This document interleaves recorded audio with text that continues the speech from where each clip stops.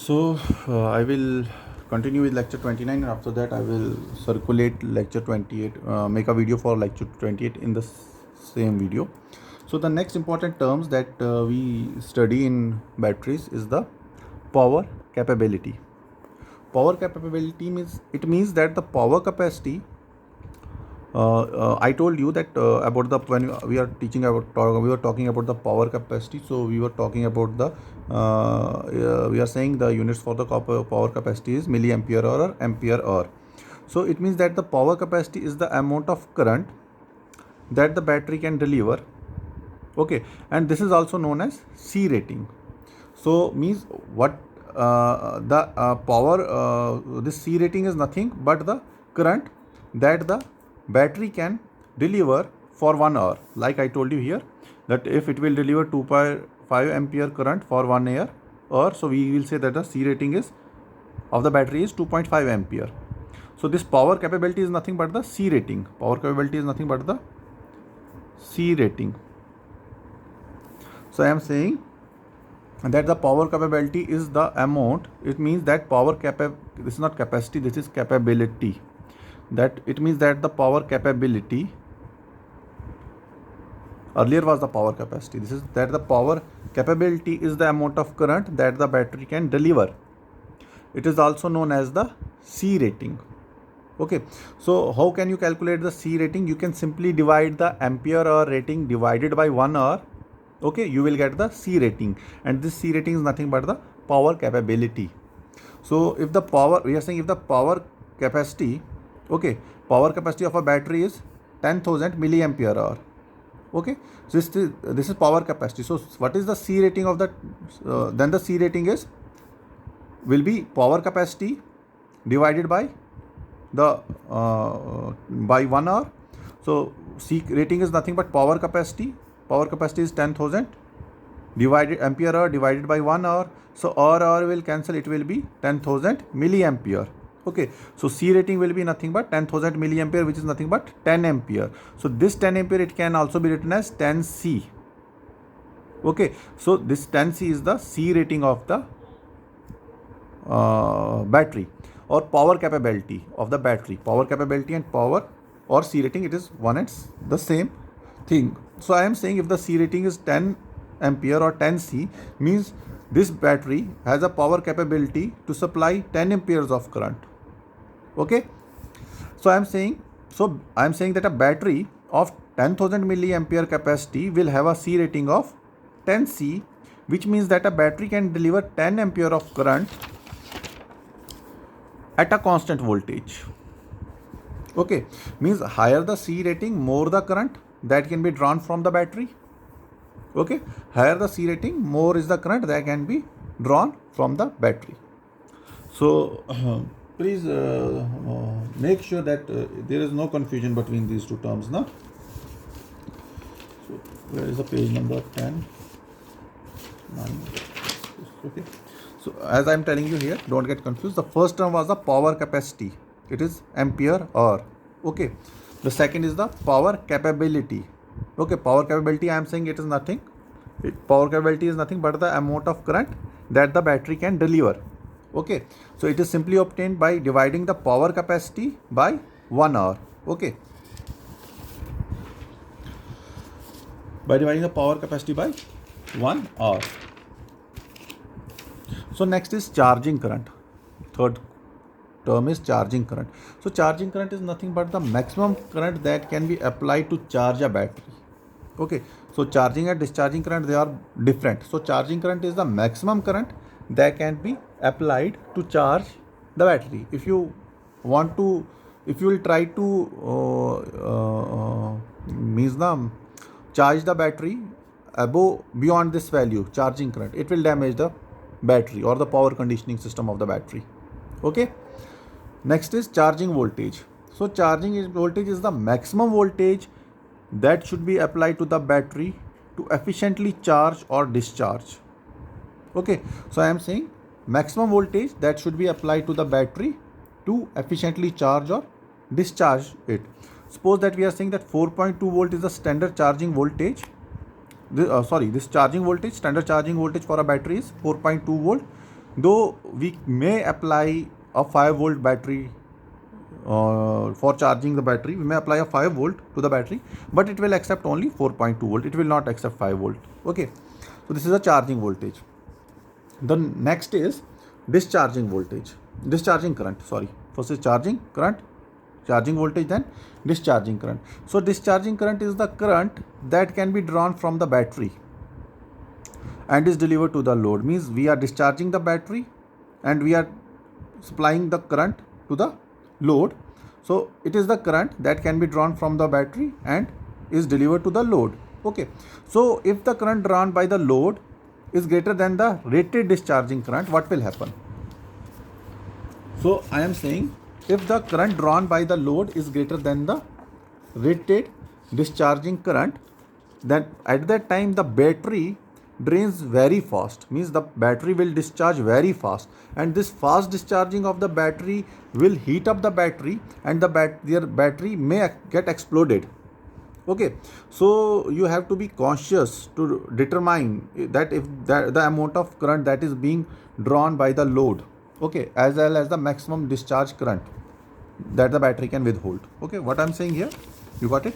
Discharge current, I'm saying it is simply the current that is being drawn by the battery, that is being drawn from the battery, and this current is delivered to the load.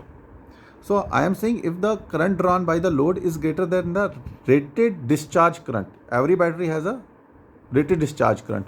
So what will happen means, if we are drawing the current from the battery which is more than its rated discharge current value, then means we are discharging the battery very fast, and this fast discharging of the battery will heat up the battery very quickly and the battery may explode. So we have to be very careful to determine the amount of current that we draw from the battery. Okay, as well as the maximum discharge current that a battery can withhold. Okay, next is cutoff voltage. What is cutoff voltage? Means suppose we are discharging the battery. The moment we are discharging the battery, there is a slight dip in the voltage. Okay, means the voltage is slightly dipped. So means suppose we are fully discharging the battery, the voltage will fall. Okay, once the voltage will fall, after which, okay, after this cutoff voltage, if we still try to discharge the voltage, means suppose that the voltage is 15 volt, okay, and we are saying that the cutoff voltage is 13.5 or 13 volt. Okay, so what we are doing, we are discharging the battery. So by discharging the battery voltage, it falls from 15 volt to 13 volt.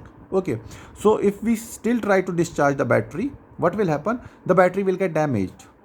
Okay, the battery will get damaged. So if we try to discharge the battery beyond this cutoff voltage, so if the battery is getting discharged beyond this cutoff voltage, what should we do? We should simply disconnect the battery from the circuit. Number one, we should disconnect the battery from the circuit. Number two, we should charge the battery. Okay, are you getting my point? What I am trying to say here? I am trying to say that suppose the nominal voltage is 15 volt and the cutoff voltage is 13 volt. Okay, so right now the battery is operating at 15 volt and we are discharging it. So we have fully discharged the battery so that the battery voltage has reached to 13 volt, means to its cutoff value. So if we will try to discharge the battery beyond this 13 volt, what will happen? The battery will get damaged. So what we have to do, if we are still if the battery is still getting discharged, what we have to do, one way to protect the battery is that disconnect the battery so that it will not further discharge. The second step is that we should start charging the battery so that this voltage, it should go up. Okay, so next is the life cycle of a battery. So what is a cycle? What is the cycle?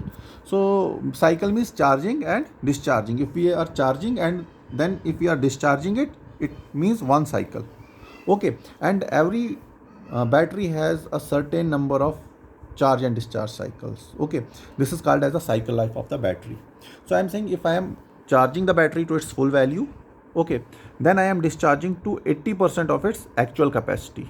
Okay, so if I try to discharge it beyond this 80%, it will damage the battery. Okay, so what I am saying, if the battery is fully charged and it is discharged to 80% of its actual capacity, then the battery is said to have completed one cycle, means from fully charged to 80 to, firstly it is fully charged and then we are discharging it to 80% of its actual capacity, then we say one cycle is completed.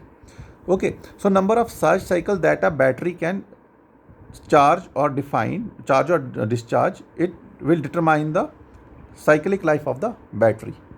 Okay, so these are few terms that are associated with this batteries, like power capacity, power capability, then charging current, charging voltage, discharging current, cutoff voltage, and cycle life.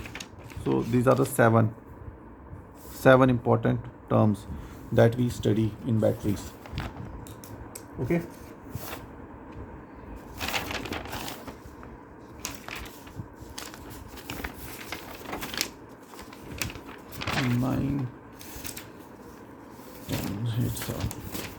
So now I will start the next topic. Which is nothing but the earthing. So why is earthing needed? Why earthing is required? So earthing is important to provide safety to the operator. Okay, so I am showing here a simple diagram. So here I am showing that this is earth surface, this is the surface of the earth. Okay, this is the primary of the transformer, this is the secondary of the transformer. So secondary of the transformer is connected to the some electrical equipment here. This is the equipment, this is the outer body of the equipment. Okay, this square is the outer body of the equipment. The transformer here is grounded. Okay, so suppose under normal condition, the outer body of the equipment, there will be no current in the outer body of the equipment. Like if you see in your geysers, in your microwaves, the outer body of the this equipment, if you will touch it, you will not get any electric shock. But suppose there is some fault in the equipment, what will happen? There are chances that the outer body of the equipment, it may carry the current if there is some fault in the system and the system is touching this outer enclosure of the equipment. So what will happen at that time? If a person or operator, if he accidentally touches the equipment, what will happen? You see the current here, the current is flowing here. This is the current. This is the inner body of the equipment, the conducting part of the equipment. So suppose there is a fault between the equipment and the outer body of between the live part of the equipment and the outer enclosure of the equipment. So a current will flow in the outer part of the enclosure of the equipment. So if a person accidentally touches this outer surface of the equipment, so a current will flow, fault current will flow through the body of the person. Okay, and this fault current will move to the ground, and here it will flow back to the earthing of the transformer, or neutral of the transformer, which is grounded. Okay, so you can see the current that flows through, this current is flowing through the human body, from the human body to the ground. Okay, so depending upon the fault current, magnitude of the fault current, this current can even kill the person who is touching it. Okay, because you know that this is without earthing system, that is, this equipment is not earthed. Okay, so it is dangerous for the person or the operator. So what we are doing in this case, look here, this is the same diagram, but what I am doing, I am here is the outer body of the equipment, I am grounding it by some electric by some wire of very low resistance. Okay, so what happens, still if there is some fault, okay, and a person is touching the equipment, what will happen? This fault current is now connected to the ground with the help of a earthing wire or some conductor. So you know that the resistance of the human body is around 500 ohm, and resistance of the earth wire, it is around 1 ohm. So this current, it has a tendency to flow through the least resistance path. Obviously this is a 1 ohm resistance here, and this is a 500 or 1000 ohm resistor here. So the current will definitely flow through the least resistance path. Okay, so simply by connecting by earthing this equipment, we can protect the life of the operator who may accidentally touch the equipment in case there is some fault in the equipment. Okay, so here I am writing that the fault current, it will pass from the outer surface of the equipment and through the human body it will pass to the ground. Depending upon the path, the path of the electric current and magnitude of the electric current, it will determine the damage that this person may face. Okay. However, in this case, this is a system without earthing. This is a system with earthing because the equipment is earth here. So here I can say that the fault current passes through the earth, through this earth fire. Okay, and this way the person here, it is protected. So what we are doing, we are simply providing a very low resistance path for the fault current. Simply by earthing, what we are doing, we are providing a very low resistance path for the fault current. This way we are protecting the operator. Okay, so this is what I am writing here. So what is earthing? Earthing is nothing but the process of transferring the immediate discharge of electric charge.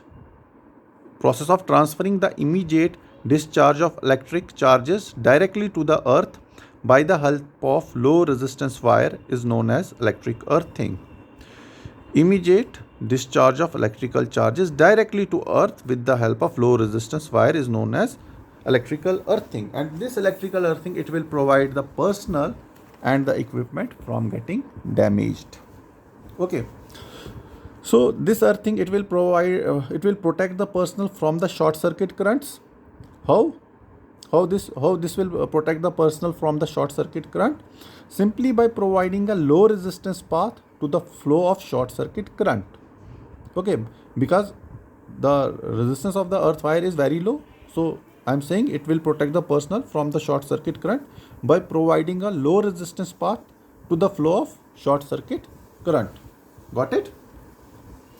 So next important point, it also protects the equipments and personnel from high voltage surges and lightning discharge. So I am saying in case, so this is a transformer. This is the primary of the transformer. This primary is connected to some transmission network. Okay, before this we have some transmission or distribution network. In case there is some lightning on the transmission network, so that lightning surge may enter the circuit. They may enter the circuit. So if the equipment is not earth and the human or person accidentally touches the equipment, so it is possible that so it will definitely give severe damage to the personnel. So what happens if this equipment is earth here? So in case there is lightning surge in the system, so that lightning surge is immediately discharged to the ground. Okay, so apart from the faults, this earth wire, it also provides protection to the equipment and this operator against lightning surges also. Okay, suppose there is lightning surge on the equipment itself in the switch yard, and if this is the outer body of the equipment, it is suppose a lightning strikes on the outer body of the equipment. So this outer body is connected to the earth. The lightning surge will simply discharge to ground. It will not enter this conducting part of the equipment. Okay, this way we can say that it protects the equipment and the personnel from high voltage surges and lightning discharge. Okay, so next let us discuss some important terminologies. I will say means in this terminal subtopic I will discuss about the how different magnitude, what will be the effect of the currents of different magnitudes of human body. Okay, so if the current is very small, what will be its effect on human body, and if the current magnitude of current keeps increasing, so how it will keep affecting the human. Okay, so the first type of current is the let go current. I am saying what is the current? Let go current. What do you mean by let go? In simple, we say na, suppose you have a grudge with someone, okay, and you are not in a mood to fight with him, you say, oh, let him go. Okay, let him go, you means you release him. Okay, simply let go means release here. Okay, so let go current means the maximum value of the current through the body of a person at which he or she can release himself or herself. It's called let go current. And the range of this let go current is 10 to 20 milliampere. It is different in case of a male and female. Okay, because the body resistance of male and female, it is different. Male body resistance is slightly higher as compared to the female body resistance. Okay. So I am saying that if the magnitude of the current is somewhere between 10 to 20 ampere, and if I accidentally I will touch the conductor, so I will get a shock.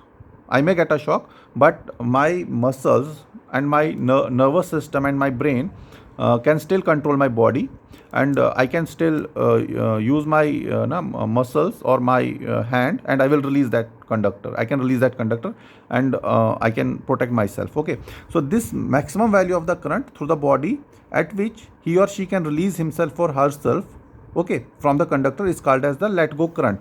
So the magnitude of this current is 10 to 20 milliampere. Okay. So let's see what will happen if we keep on increasing the magnitude of the current. It is very interesting. So you know that human body resistance under dry condition means if there are no ions in our body, it is up to 100 kilo ohm, and under wet condition it is 1 kilo ohm, means 1000 ohm. 1 kilo ohm means 1000. This we consider that the human body has a resistance of 1000 ohm.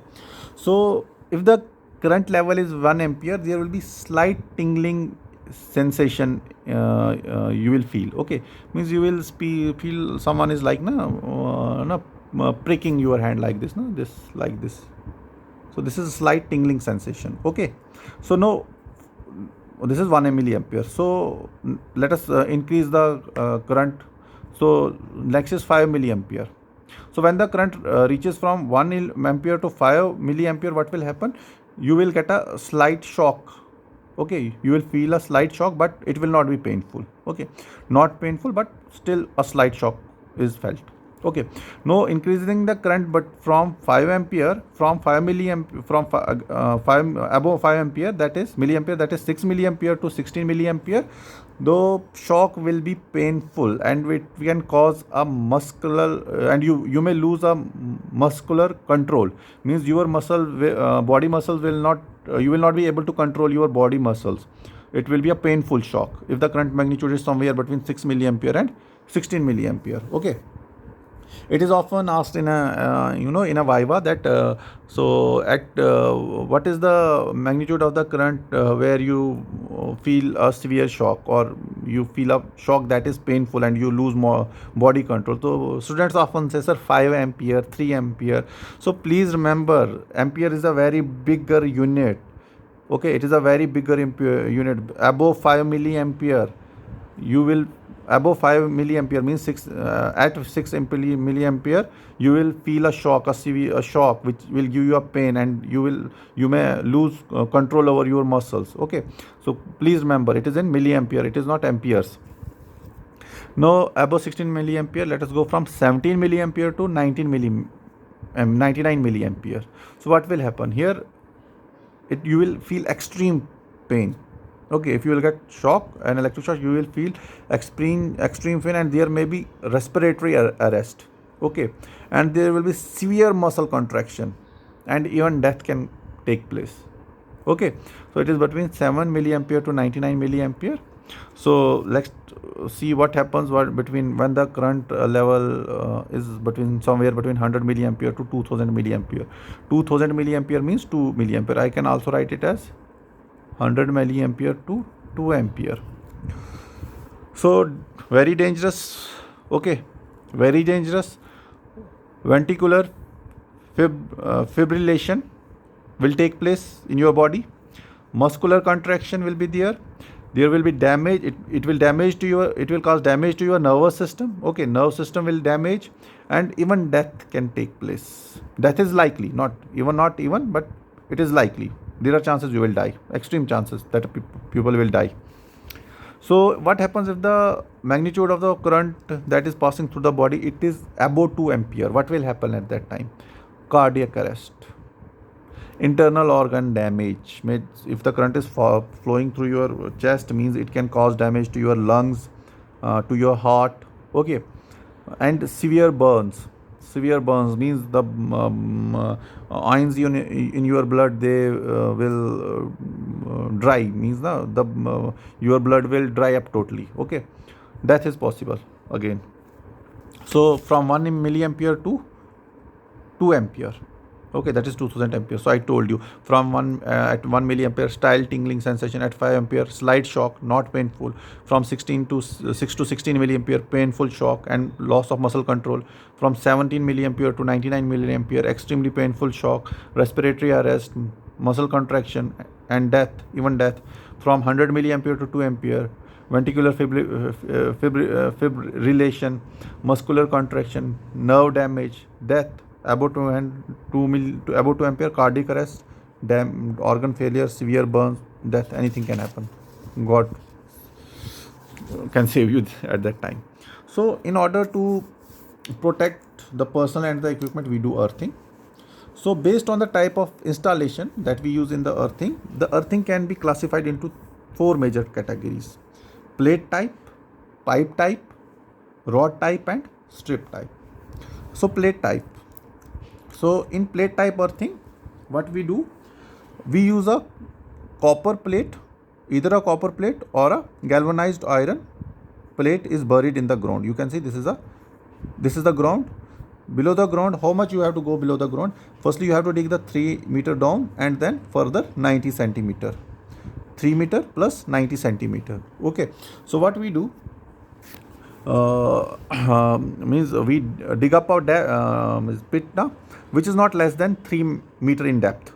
Okay, from the ground level. What we do, so we bury the earthing plate, which is made of copper, of dimension 60 centimeter multiplied by 60 multiplied by 32, means 60, and its width should be length, height and width. Length should be 60, height should be 60 and width should be 32 centimeter.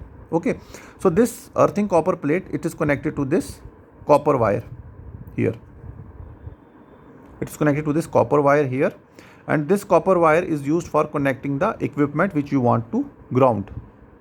Okay, so here we are installing an equipment and this wire is connected to that equipment, so that equipment will get grounded here. Okay, so after earthing wire, this earthing plate is placed in a pit and the dimension of the pit is 90 by 90. Okay, this is 90. Okay, so what if this is 90 centimeter, for the first 15 centimeter we are putting up a layer of charcoal and salt. Okay, then we are placing an this copper plate over it. Okay, and we are keeping a 15 centimeters margin on either sides as well, and this margin is filled, gap is filled with charcoal and salt again, and again a 15 centimeter margin on the top. Okay, where again charcoal and salt is placed. Now this pit, okay, this pit is connected with a galvanized iron pipe. Okay, galvanized iron pipe which is filled with water up to some level. Okay, why are I will tell you why we are putting salt and charcoal mixture, and why we are using this water for this earthing. Okay, so you know that for effective earthing, it is important that the conductivity of the earth, it should be very high. Okay, if the conductivity is high, the resistance of the earth or resistivity of the earth will be very low. So to increase the conductivity, how you will increase the conductivity? You know, if you add salt in a water, it will become good conductor of electricity. Okay, so that's why we are using salt and charcoal mixture. We are using salt here. This salt will increase the conductivity of the soil. Okay, and why charcoal with salt and why water? Because we are making sure that the pit, this pit should remain wet, and to keep the pit wet, we are using charcoal, and water is filled from the top. So what happens, you know that this charcoal, it has a property that it absorbs water.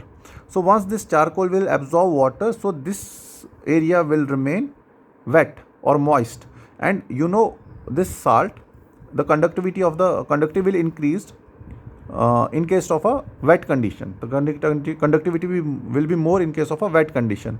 So that is why this charcoal and salt mixture is used to increase the conductivity of the soil. and this water is used so that this salt it should remain wet, because only wet salt is considered as a good conductor. Okay, only then the conductivity will be high. So then this pit we have to go down 3 centimeter from the ground level, and then 90 centimeter further down. Okay, so this earthing wire, this is the earthing wire, it is securely bolted to the earth plate. This wire is securely bolted to this earth plate with the help of nut and bolt and washer. And this washer is also made of copper. Nut, bolt and washer, they are made of copper, so that the conductivity should be high. So this is plate earthing, where a plate is used for earthing. Next is the pipe earthing. So this pipe earthing is cheap and the best form of earthing that is used. So what we are using a galvanized iron pipe which is 38 mm in dia. This pipe, this is 38 mm in dia, and this pipe is means it is buried 2 meters vertically in the earth. Okay, so means the length of the pipe, it should be 2 meter, and it is buried vertically, embedded into the earth to work as a earth electrode. Okay, this earth wire is fastened to the top section of the pipe, okay, through nut and bolt. So the pit area around the galvanized pipe, this is the galvanized iron pipe, it is filled with again salt and charcoal mixture. First charcoal, so that this area should remain wet, then salt, then charcoal, then salt, means a layer of salt and charcoal is used. Salt increases the conductivity, and charcoal it absorbs moisture, so that this mixture, it should remain in a wet state. Okay, so for improving the soil condition and efficiency of the earthing system, this charcoal and salt is used. You can further see that this this pipe, there are holes in these pipes. Okay, there are holes in these pipes. So the holes are kept because so that the moisture, water can enter the pipe, which increases the conductivity and makes the earthing more efficient. Okay, so the third type of earthing is the rod earthing. Okay,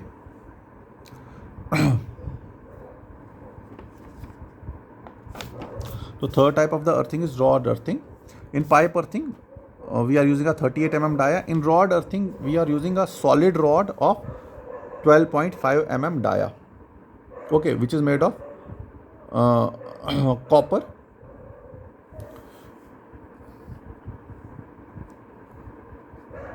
So a 12.5 mm diameter solid rods of copper, or 16 mm dia solid rods of galvanized iron or steel, or hollow section of 25 mm of GI pipe of length not less than 3 meters are driven vertically. Means we can use 3 types of this pipe. Rod can be of 3 materials. It can be copper. If it is copper, the dia should be 12.5 mm. If it is galvanized iron or steel, or or steel, then it should be 16 mm. Or if it is a hollow section of galvanized pipe, then it should be of 25 mm dia. So the depth of length of the this rod, it should not be less than 3 meters, and these rods are driven vertically into the ground here. So this is the rod. These rods are driven vertically into the ground. Okay, so what we are doing, so to reduce the earth resistance, so what we are doing, instead of using one complete rod, we are using 3 rods here. Okay, what this happens, these 3 rods, but these 3 rods are connected to each other, they are touching each other physically. What this will increase the effective length of the rod. Okay, using 3 pieces of rod, it will increase the effective length of the rod. If the length will increase, so what will happen? So I am saying, to reduce the earth resistance, it is desired to hammer more than one rod section, one above the other. This will increase the impeded length of the rod under the ground. Okay, so the length of the rod will increase. Okay, so this type of rod earthing, they are stable in places which are sandy in character. Okay, means where it is easy to immerse or to hammer the rod. means there are no gravel or no stones, big stone or boulders in the soil. So there this type of earthing it is preferred. Now the last type of earthing is the strip earthing. So in case of a strip earthing, what we do, here we are using this earthing electrodes, okay, which are not less than 2.5 mm, okay. So what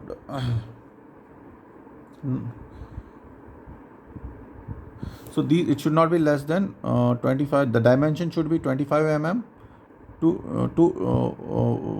1.6 mm of copper, or 25 mm by 4 mm of galvanized iron. Okay, you can use this rod, can be of iron or it can be of galvanized steel. So these strips, they are buried horizontally. Just wait a minute. Okay, what I am saying, that this is the arrangement. What we are doing, firstly we are creating a earthing mat. Okay, so this structure here, forget these rods, earthing rods, just remember this structure, this structure, this structure, this structure. This is called as earthing mat. Okay, so what we are doing, this is the earthing mat and we are immersing, this is a horizontal mat, okay, this which is placed in a horizontal trench. Then these earthing rods, they are at every cross section or desired points of these cross sections. What we are using earthing rods here. So what we are doing, and these are the connecting wires. Suppose I am showing these are the connecting. What we are doing, any equipment we want to earth, so we use these connecting wires to earth that equipment. Means we can place one equipment over this position and we can earth it. And suppose we want to earth another equipment at this point, we use a connecting wire here and we will earth that equipment as well.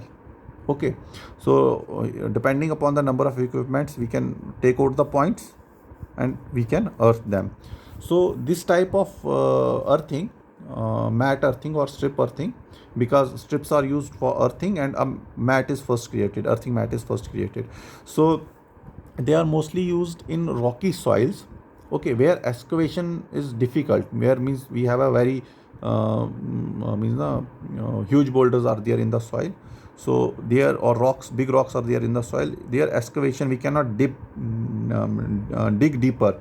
So there this type of earthing is preferred, because we don't have to dig deeper, we have to dig only up to half a meter, 0.5 meter. So there this type of earthing is used. So these are this is all about the earthing and types of earthing and why we do earthing. So that is all about lecture number 28 and 29. Thank you very much.